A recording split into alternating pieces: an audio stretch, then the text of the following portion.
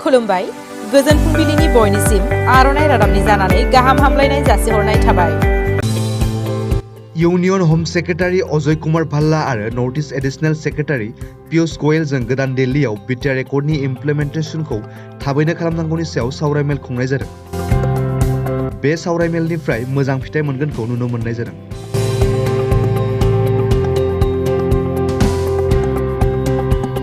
Doctor शोभा Brahma music fine arts कलेजनि principal miss लारलि ब्रह्मखौ transfer खालामनाय जाबाय आरो बिथांखौ कालचारेल सेन्टार क'क्राझारनि कालचारेल डेभेलपमेन्ट अफिसार हिसाबै थिसननाय जाबाय।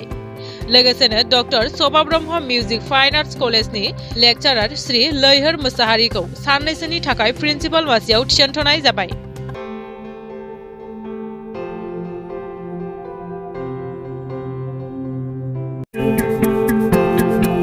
गरेसराव गावखौ फोजोबना लानाय जाथायनि सायाव पुलिस बिफाना मेल खुंदों। तामुलपुर जिल्लानि सिङाव थानाय गोबां ओनसोलाव खनले खनले गावखौ फोजोबना लानाय एबा सुसाइड जानायखौ लाना मानसिफोरनि गेजेराव गोबां गिखांनाय फैदों।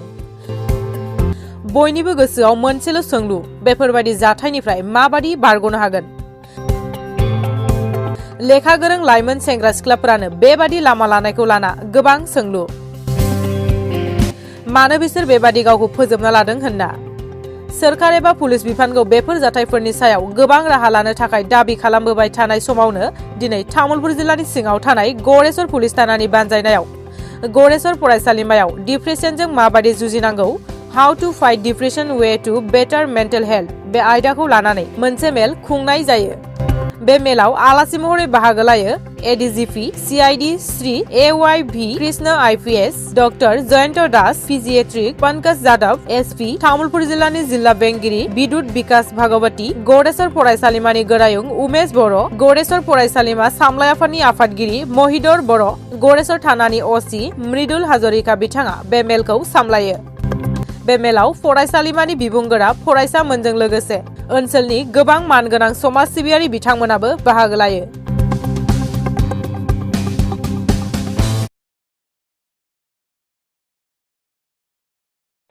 दावबायारिफोरनि थाखाय गोजोनथाव खौरां। निज्ला इक' टुरिजम पिकनिक स्पटखौ फैगौ डिसेम्बरनि 17 अक्ट'आव बेखेवनो थियारि जाबाय। चिरां जिल्लानि सिङाव थानाय सारि सारि बोग्रिबारिजों बुंफबनाय जिरि जिरि निज्ला दैसा बोहैनाय समायना मिथिंगाजों बुंफबनाय निज्ला इक' टुरिजम पिकनिक स्पटखौ बे बोहैथि दाननि 17 डिसेम्बर खालारखालि बेखेवनो थियारि जाबाय। खौरांगिरिफोरनि सिगाङाव फोरमायनाय बायदिब्ला बेखेवनाय हाबाफारिखालि मोनसे देंखो मोनाबिलि हाबाफारिखौ लानाय जादों। बे हारिमु मोनाबिलियाव बाहागो लाना देंखो मोनाबिलिखौ समायाव फैगोन देंखोगिरि नयन बरगयारि, इलिजा बर' आरो गोबां मेथाइ रोजाबगिरि मोसाखावरि बिथांमोना।